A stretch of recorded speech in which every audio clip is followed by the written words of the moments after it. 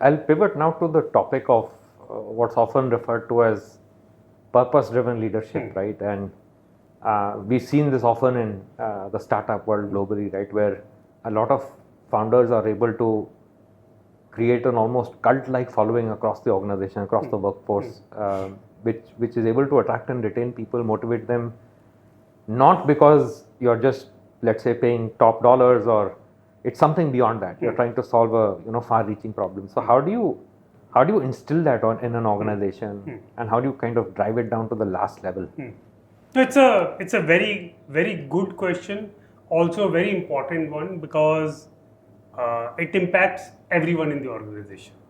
At least I'm firmly of the view that anyone who feels attached to the organization or feels that they have a sense of purpose in coming to their workplace makes a tremendous amount of difference in their own well-being as well as how well they perform for the organization. Right.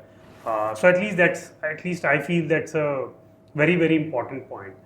Look, I mean, there is also obviously a lot of content around this topic, best practices, etc. But at least we've developed our own sort of simplified version of it in our own mind, which call it a hack or call it a sort of simplified mantra.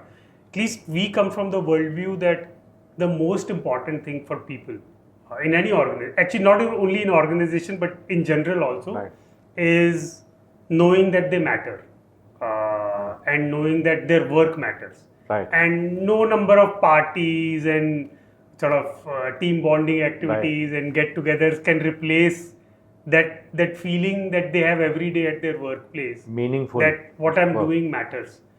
And as a result, I feel the litmus test that I use, and like many people come and ask me also, young people in our own team or outside, that do I matter? I feel over a period of time I've developed sort of a simple litmus test. I ask the person a simple question or a thought experiment, that imagine you're off work for 2 to 4 weeks. Right.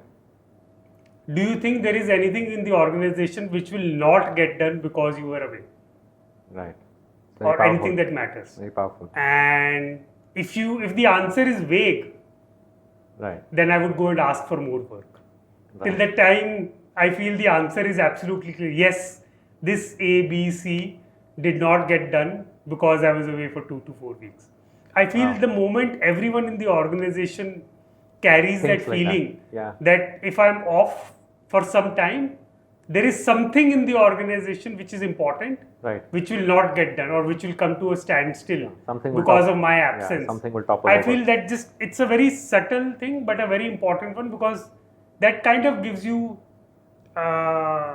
enough responsibility, sense of purpose, or most importantly, the feeling that you matter. Right. And I've seen that is all, at least historically, at least my experience, is much more powerful than any of the other extracurricular culture building activities that one can do. If every person or more people than not in the organization carry this feeling, I feel that their attachment to the organization, their sense of pride in what they're doing day to day, and as a result, they themselves bringing their A game to work gets heightened to a very different level altogether. Right. Now that's a very, very powerful way of thinking about it. But I'm sure you still do have your fair share of parties as well. No, we do. Right, so, we do, and we do all those things. But just that we feel they're not enough.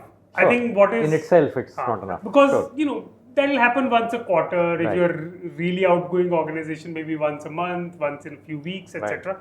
But what matters more is what is happening 99% of the time in the minds of people who are working in the organization, which is how wanted or how much do they matter, or how much do they feel they matter when they spend all the hours in the office or at their workplace.